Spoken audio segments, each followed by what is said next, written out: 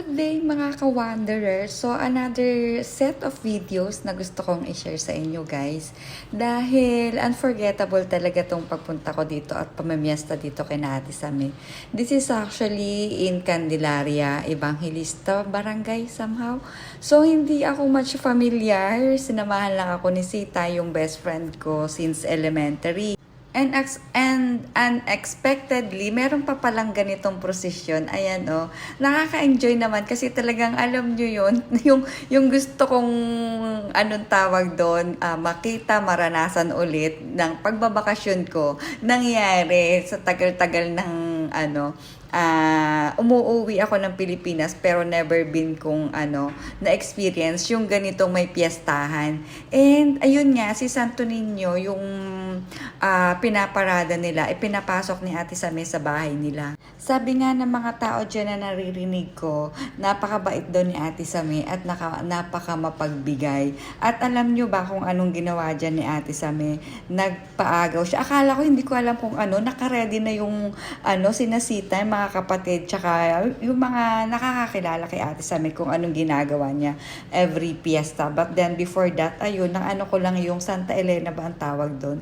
And heto nga, sabi nila pumesto-pesto, hindi ko naman alam kung ano yung gagawin. At first, parang ang ginawa nila dyan, nagpaagaw yata si Ate Sami ng mga candies. Nakakatuwa kasi hindi pa yan yung pinakampiesta, parang kinabukasan pa niyan, but then pumunta na ako kasi kinabukasan nun may may lakad kami. So sabi ko kay Ate Sami, pupunta na ako ng mas maaga. Hindi lang si Ate Sami yung nag-invite sa akin. Pag uuwi talaga ako ng Pilipinas, as in, ang dami kong family nag-i-invite sa akin to visit. And as I were saying nga po, tingnan nyo naman kung gaano kadami yung pinapaagaw nilang mga candies, kung ano-ano mga sitsirya, ganyan. At first, yung mga bata, yung pinagsasaboy ni Ate Sami, hindi ko akalain na after that, enjoy pa ako sa panonood dyan, no? Kasi, ayun nga, nakakatuwa dahil somehow, merong ganitong klaseng tao akong nakilala na napakabait naman at saka napakamapagbigay. I'm so blessed dahil, ayun nga, nakilala ko sila. And as far as I know, si Ate Sami and the family is also part of parang yung taong simbahan, parang ganon. And ayun, as you can see guys, ito na. Ayan, oh. Ayan si Ate Sami yan, nakayelo na namimigay. Tuwang-tuwa talaga siya dyan habang namimigay. As in, ang smile at saka yung mga bata. As in, talagang lahat.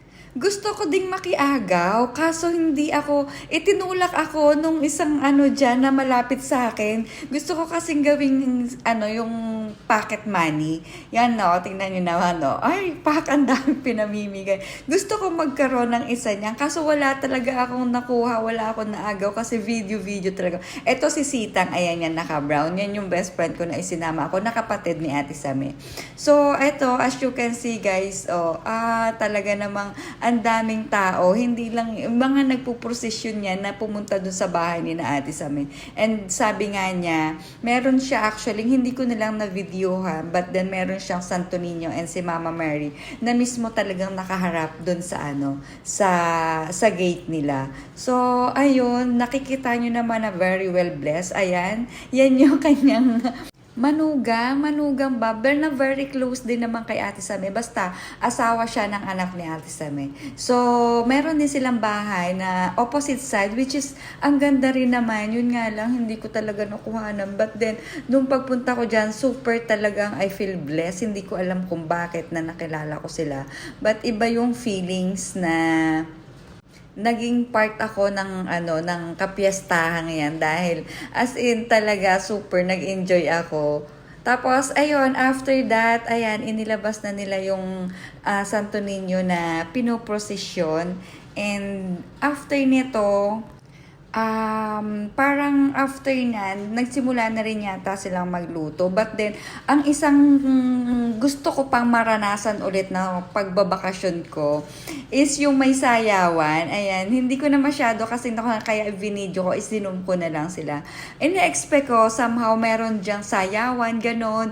Pero wala yung katulad ng dati. Dati kasi pag piyesta sa amin, may mga sayawan, may mga ganon. Yun ang, ayan, si Ate Sami ang nagsayaw. Kinuha tinignan ko talaga siya ng bonggang-bongga. Hindi niya alam na vini-video ko siya. And syempre, the awaited part, ang kainan. Tingnan nyo naman, Tapos nagpatay sila ng baboy dyan. Tapos sabi pa ni Kuya, nagtanong siya kung sino pa daw yung kailangang may baboy. Ako yung nagpresenta, sabi ko, kailangan ko ilang kilo daw. Diyos ko, hindi ako pinansin. But then, ayan, ang dami. At saka, ang lalaki ng pitak ng barbecue nila. Grabe, ang sarap. Tingnan nyo naman, guys. Diba? Sinong hindi matatakam yan? Ayan yung kanilang, anong tawag doon? Hinihiwa o basta piniprepare for the fiesta. Yun nga lang, sayang kasi hindi talaga ako nakadating kinabukasan ng pinakang fiesta, nor pinag-i-stay nga ako ni na ate na doon na nga daw ako matulog kasi sabi ko kasi may lakad kami ng mga bata. Kaya ayoko naman na yung invitation ni ate, kaya early of that pumunta na ako. At ito talaga yung gusto ko. As you can see, guys, ay nako po, yan yung, awaited, ko na hinahanap-hanap na gusto kong maluto. Ayan na siya, Talaga namang, sulit na sulit talaga yung pagbabakasyon ko sa Pilipinas, as in. Tapos, after niyan, dahil gusto kong ma-experience kung paano ang ginagawang pagluluto ng halaya na yan, na ubi na yan, ako nagpresentang maghalo. At Diyos ko po, kailangan pala dire-diretso yung halo niyan. Hindi ka pwedeng alam niyo yon, yung iwanan. Kailangan dire-diretso. At saka ang sakit pala sa braso. Then, gumagawa din sila ng hindi ko alam, basta ang dami nilang menu. At nung umuwi ako, during that time, ang dami pa sa akin padala ni Ate Same. And because of that, as you can see guys, talagang very proud na akala mo ako yung nagtimpla, ako yung nagluto. Ako lang naman ang naghalo-halo niyan. At ang hirap haluin na. But yun nga, gusto ko magpasalamat kay Ate Same kasi, Diyos ko po, ang dami talaga niyang padala sa aking mga prutas aside sa mga karning luto. Meron ding mga prutas at isang basket talaga. So, pagdating ko sa bahay, akala nila naglinang o nag-harvest ako sa aming bukid na how I wish meron talaga akong bukid na may maha-harvest, bongga. At syempre, dahil ako ang unang bisita ni Ate Same, ako rin yung unang tumikim ng mga handang naluto na. At dahil ako ang unang nakatikim, ako din ang unang nakapagbaon. And dahil dyan, super busog. At super salamat Ate Same sa masarap mong pabaon sa akin. Maraming salamat. And doon din sa rosary na bigay mo. And I hope more blessed. And sana yung pina-project mo matuloy. Yun lang po. God bless everyone. Bye!